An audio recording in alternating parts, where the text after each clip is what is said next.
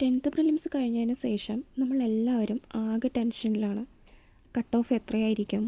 70-ൽ കൂടുമോ അതോ 50-നും 70-നും ഇടയ്ക്ക് കാണുമോ? നമ്മൾ അതിൽ ഉൾപ്പെടുമോ? ഇനി മെയിൻസിന് പഠിക്കണോ അതോ VFAക്ക് നോക്കണോ? അല്ലെങ്കിൽ രണ്ടും ഒഴിച്ചിട്ട് LDCക്ക് നോക്കണോ? എന്താ ചെയ്യേണ്ടത് എന്നുള്ള ആകെ ടെൻഷനിലാണ് നമ്മളെല്ലാവരും. 10th പ്രിലിംസിൻ്റെ ആദ്യ പേപ്പർ തന്നെ നല്ല ടഫായിരുന്നു.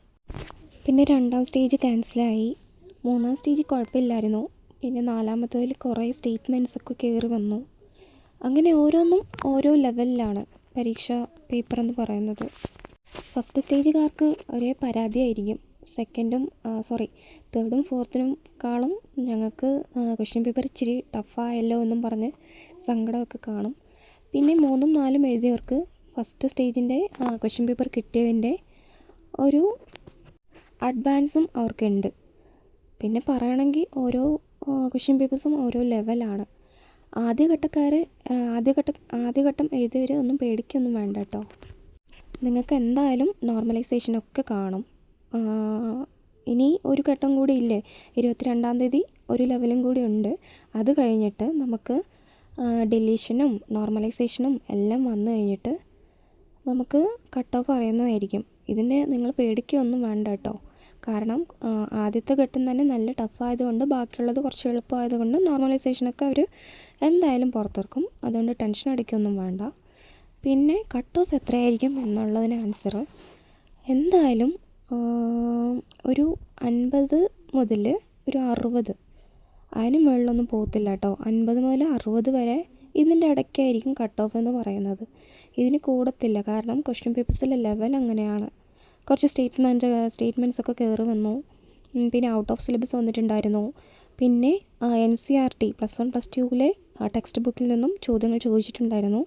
സോ 70-ൻ്റെ മുകളിൽ പോകാൻ ചാൻസ് ഇല്ല. ഒരു 50-നും 60-നും കൂടിപ്പോയാൽ ഒരു 65 ഇതിൻ്റെ ഇടയ്ക്കായിരിക്കും. അപ്പം നിങ്ങൾക്ക് എത്ര പേർക്ക് ഇതിൻ്റെ ഇടയ്ക്ക് മാർക്ക് കിട്ടിയിട്ടുണ്ടാകുമോ നിങ്ങൾ മെയിൻസിന് പഠിച്ചു തുടങ്ങുക കേട്ടോ. 50-നും 65-നും 65 പോലും വേണ്ട, 60, 50-നും 60-നും ഇടയ്ക്ക് കിട്ടിയിട്ടുള്ളവർ നിങ്ങൾ എന്തായാലും മെയിൻസിന് പഠിച്ചു തുടങ്ങുക. പിന്നെ ചിലരൊക്കെ ഇങ്ങനെ പറയുന്നുണ്ട്, എനിക്ക് 70 കിട്ടി 80 കിട്ടിയെന്ന്. അതൊന്നും നിങ്ങൾ ആലോചിച്ച് പേടിക്കൊന്നും വേണ്ട. ചിലരൊക്കെ അങ്ങനെ കള്ളം പറയുന്നത് പോലും ആയിരിക്കും. അതുകൊണ്ട് അതിനെക്കുറിച്ചിട്ട് നിങ്ങൾ പേടിക്കേണ്ട. നിങ്ങൾക്ക് എത്ര മാർക്ക് കിട്ടിയിട്ടുണ്ടോ അതനുസരിച്ച് അടുത്ത ലെവലിൽ നിങ്ങൾ തുടങ്ങുക. അഥവാ നിങ്ങൾക്ക് 50-ൽ കുറവാണ് മാർക്ക് കിട്ടിയിട്ടുണ്ടെങ്കിൽ നിങ്ങളൊന്നും പേടിക്കേണ്ട. നമുക്ക് മുന്നിൽ ഇനി എക്സാംസ് കുറേ വരുന്നേ ഉള്ളൂ. അതുകൊണ്ട് ഒട്ടും ടെൻഷൻ അടിച്ചിട്ടിരിക്കേണ്ട. LGS മാറ്റിയിട്ട് നിങ്ങൾ VFAക്ക് പഠിക്കാനിരിക്കുക. ഈ പരീക്ഷയിൽ കാണിച്ച കുറേ പോരായ്മകൾ കാണും.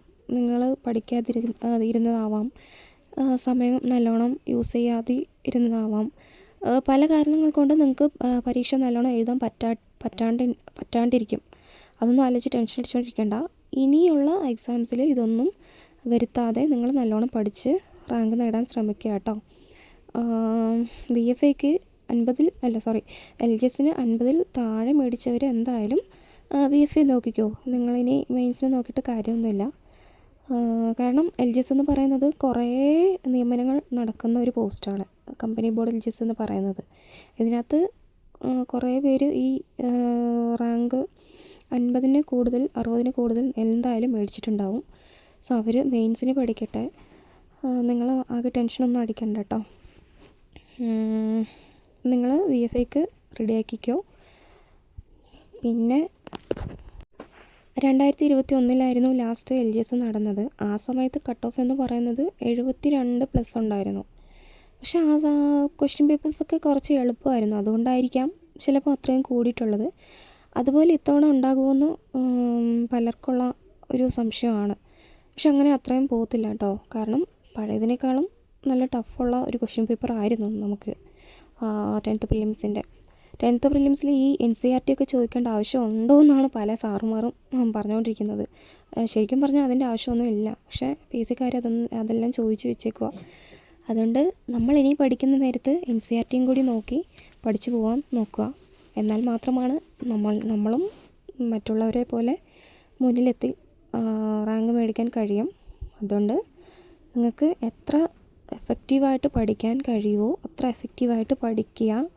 കഴിഞ്ഞ പരീക്ഷയിൽ വരുത്തിയ തെറ്റുകളൊന്നും ഇനി വരുന്ന പരീക്ഷയിൽ നിങ്ങൾ വരുത്താതിരിക്കുക.